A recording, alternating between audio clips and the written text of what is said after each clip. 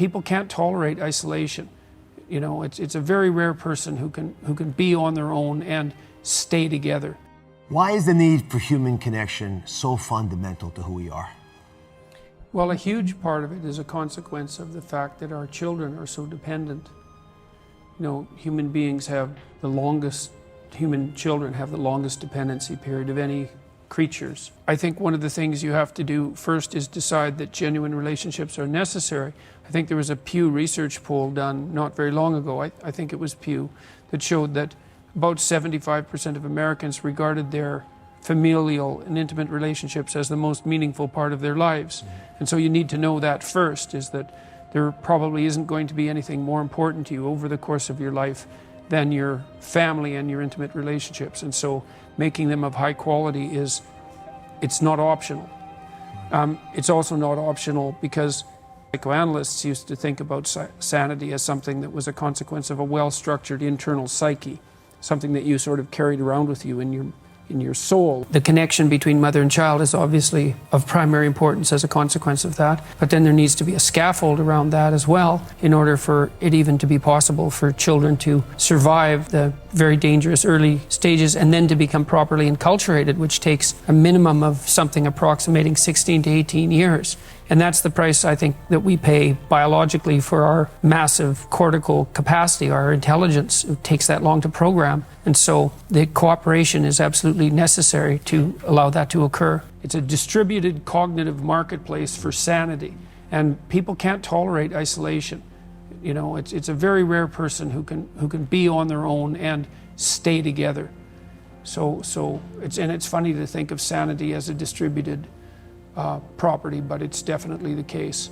It is a fairly common strategy in the animal kingdom overall, especially for child rearing. It seems to be what you might describe as the minimal viable unit. It seems to be biologically an elaboration of the same circuits that bond a mother to a child, which is often why people refer to their intimate partner as, you know, baby or honey or some diminutive. That circuit seems to have elaborated to pull in pair bonding, but it's to facilitate the long-term relationships that are necessary, I would say fundamentally, to ensure that children are raised properly and stably across time, so that society stabilizes. A huge proportion of the men are just as isolated as they would be under normal circumstances, and the men who are popular have absolutely no motivation whatsoever to form a genuine relationship with any single woman. And so it doesn't work for the women because they don't get to have a relationship. They get to have a series of casual affairs with high-demand men. It doesn't work for the majority of men because they don't have any relationships at all. And it turns the high-demand men, I think, into psychopaths. I mean, that's a bit of an exaggeration, but I don't think you can separate it from the rest of life, from emotional intimacy and the necessity for considering someone in their totality as a person. You don't get that with a series of one-night stands. The one thing that I've realized is that due to the fact that I couldn't trust anyone when I grew up, I have found it incredibly difficult to form close relationships.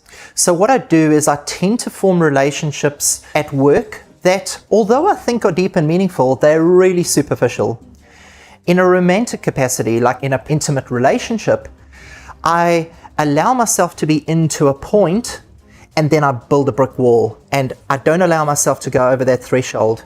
And even with my kids, the word vulnus is the Latin word that means wound, and vulnerability means opening yourself up to the risk of being hurt. So just last week I went to my therapist and I was saying to her that I find looking after my girls as a chore. I feel like I don't even bond with my girls. And so she said to me, what do the girls like doing? And I said, they like building puzzles and artwork and craft. And I mentioned in the past that you like craft beer. So when you're having a beer with your friends, is it all about the beer? And I went, no, it's not about the beer. It's all about the conversation. It's all about communication and the bonding. Why aren't you doing that with your daughter? Because your daughter wants to build craft. But if you can't sit down with her and do the activity that she wants, that keeps her conscious mind busy. She's busy working on all of that stuff. That's when you get the opportunity to really bond with them. And so that was an absolutely life-changing moment for me. So that mere attraction that's love, let's say, it's not sufficient to bond you together across times of extreme difficulty. Because you'll find times in your marriage where you're not sexually attracted to one another and where you're not getting along. And so you need the community around you to say, look, you have to think about this over the decades and not over the weeks and the months, or even sometimes the years, that it's important for you to adopt the responsibility to maintain this long-term relationship, because all things considered, it's better for everyone. It gives you the narrative of your life. It provides you with a companion who knows who you are. It provides a stable environment for the raising of children.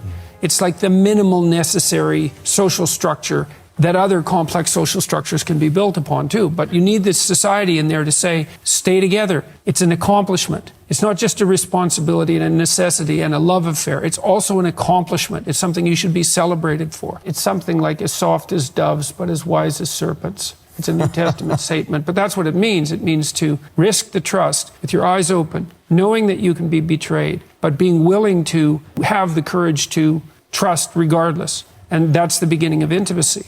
That and truth. And, you know, the truth is necessary. Well, they say the truth will set you free. It'll usually drag you through the mud a fair distance before it sets you free. But, you know, if you start to tell someone the truth, you start to have the advantage of their viewpoint. You have a parochial viewpoint. You're full of ignorance and biases and blind spots. You don't know about any of them. I mean, you may have all sorts of wonderful qualities as well, but the other person hopefully doesn't have the same biases and blind spots and so forth, although they'll have some of them. We are absolutely connected. There's no question about it to me.